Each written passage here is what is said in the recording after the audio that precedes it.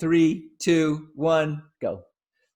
Hi, I'm Mijke from Austria, Europe, and I'm on my mission to smash stereotypes. And I'm Banks Helfrich from Florida, United States, and I'm here to attempt to answer your questions. Ooh, the music plays through.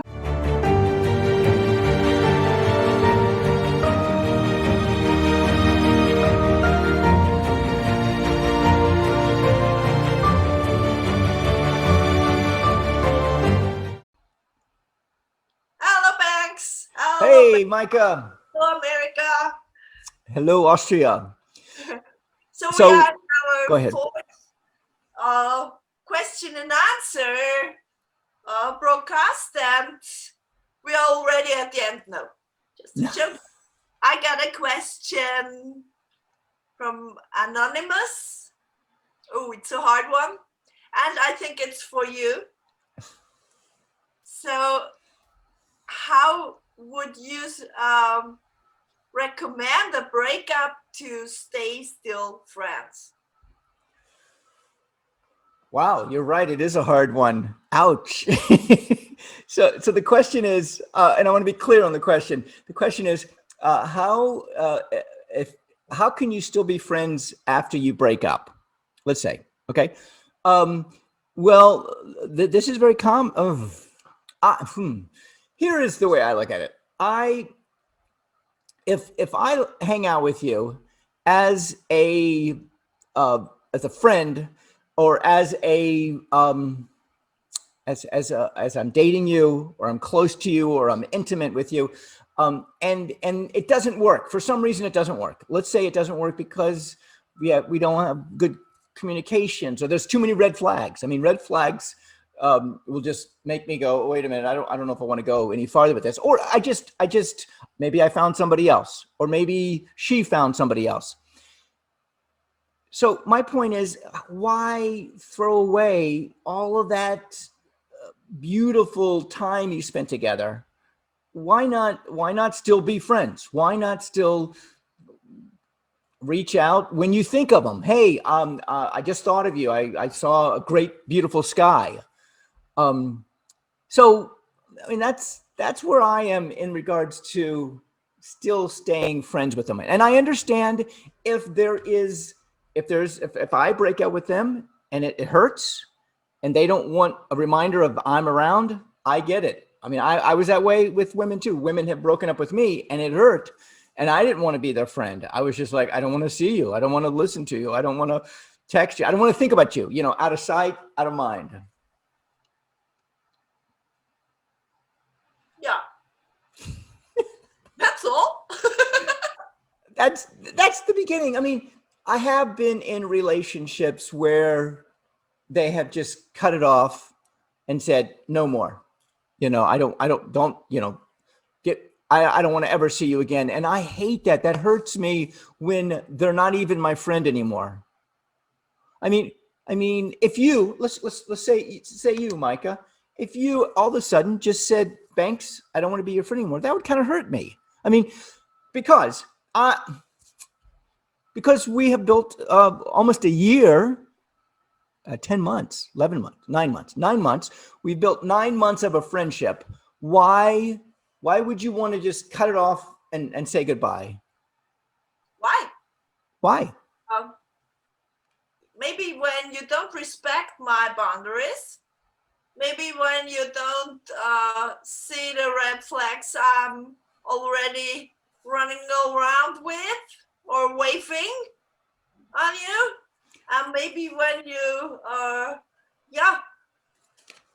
don't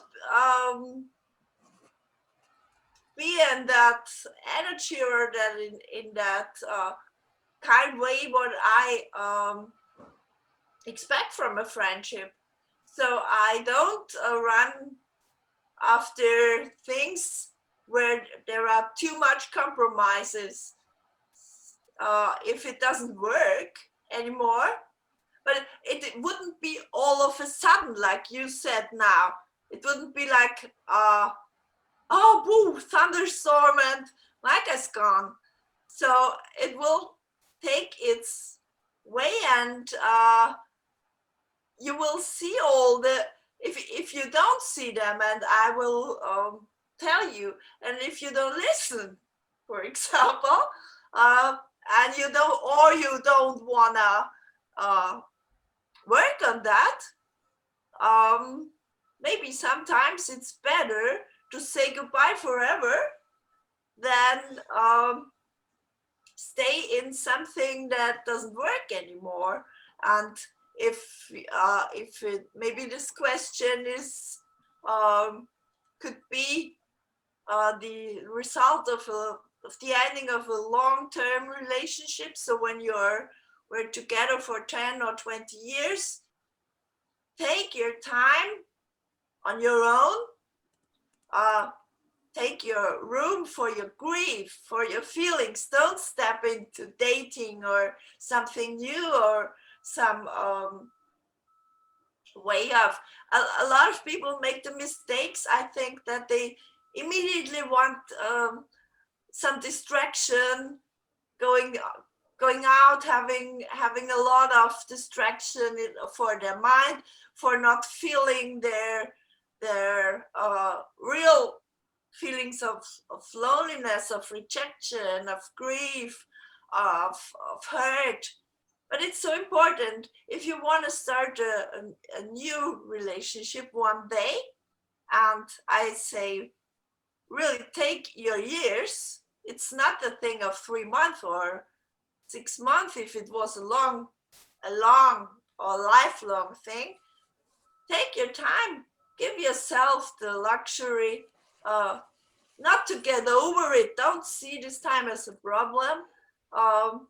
Work on it with loving and yeah, self-respecting way, and say, okay, I'm not in the mood to go out, or I'm not in the mood to smile and have fun, like because just the society says, oh, you should be over that, you should be over that, or forget about that. No, it's your soul, it's your heart, it's your feelings that are hurt. It's your life and your time. How you handle it will improve your future. So if you just put it away, or if, I also know people who want to stay friends, and I don't want to stay friend anymore, because there is a reason that I quit that friendship. It has a reason, and these people have a hard time to accept that breakup. And for me, it's, I say, the last respect you can give me is to accept my decision. Yeah, it's a very sad one. Yeah, you're right. You're right. Sometimes you're better off, and I'll vouch for it. You're better off if that person just gets out of your life. Yeah. I was in a situation, and it broke my heart, and it took me so much time to get out of that. And now having that time and space to go, okay, let's let that go. And time is the great healer. That's a cliche, however it is. Now you said something, and you said something about don't take the time, months or years, to get over it, so that you can work on yourself, so that you're ready to try another relationship. And in America, it's called rebounding. I don't know if you have it in Austria. You go from this relationship, and it hurt when it broke up, and you rebound into another relationship as quickly as possible, so you don't feel those feelings of rejection, like you said, or feelings of sadness and anger, or self-pity. And I personally think those are all ego driven. And that's another topic we can talk about at some time, ego. So that rebound should be, I feel, is time to sit, work on yourself, figure out what you want. Okay. In a or if you want a relationship, and then and then when you are ready, it will happen. There you go. Yes, that's a very nice conclusion. And yeah, I also would say, when you sit with yourself, that's not the most hardest thing you have to. I think a lot of people fear that being alone and yeah, being confronted with all those emotions, and they get overwhelmed. But it's a kind of loving yourself, not to be overwhelmed, uh, but to respect and to appreciate all the feelings you have, and try to understand where they come from, and also not trying to change yourself for yeah, for attracting another man. And I think you always go into the same trouble again and again and again if you don't know where your feelings come from. So you have to go back in your own life, I think, a lot more far to the past. Most times it's your childhood where all your hurt comes from, and your partner was just a trigger for it. So you have to go back to your very early days to heal yourself. And there are also a lot of good programs, and talking about with a professional can also help. And it's I think the only way you can heal in a very healthy way without suffering so much, because at the several stage you start to get into that and start to get used to it, and you start to like it, and that is the point where a real self-confidence can grow. And as we know, if we are not self-confident, no relationship will work at all. Right, right. And you bring up a great term, trigger. When, if I have issues and you and I start dating, doing what we do, and I'm bringing those issues to the relationship, and by bringing them to the relationships, I think that in a relationship, it brings the issues to the like the cream on the top of the milk. It brings them to the top. Yes, and that's the reason why you should do the inner work first before you start something new, because it's not the nicest way to bring all your stuff and put it on a table, and the other person is totally overwhelmed, and maybe it triggers in most relationships. People find each other where those two things are in the beginning are the same, so they had the same hurtings in their Right. past, and Right. they find each other, and that's a very interesting pattern in psychology, that this fits in the beginning, but after several time, mostly 1 or 2 years, it starts to really cook. The water is boiling, and if you haven't worked on that, then yeah, maybe it's the end of the relationship. So be clear, Right. and be self-aware. And as Banks always says, he always says, you should know what you want, and I recommend know what you feel. Ooh, nice, nice, nice, nice. Now, Micah, I want to say something, and that is, at our age, when we begin to get into relationships, and this is something that's common, I think, and that is we bring our baggage along. I'm 57. I bring my 57 years of baggage into a new relationship. Okay. Now, if I have not sorted out my baggage, sorted it out, and taken care of it, then I'm going to be bringing that baggage and still be working on it while I'm in a new relationship. Let's say it's with you. If my relationship is with you and we begin, then I'm bringing my baggage, my luggage with me. Now, I had a friend of mine, and she and I were friends, and we would have what was called relationship maintenance. And we would do it like every month, or when it needed to be done, we would stop what we were doing. We would sit down and go, let's do our maintenance. What's going on? What's your problem? What's the issue? Let's deal with it. Is it your issue? Is it my issue? Is it our issue? It was a friendship. And that maintenance was so imperative to our relationship, to stop and go, what's bothering you? Why did I trigger you? Why are you doing this? Why am I doing this?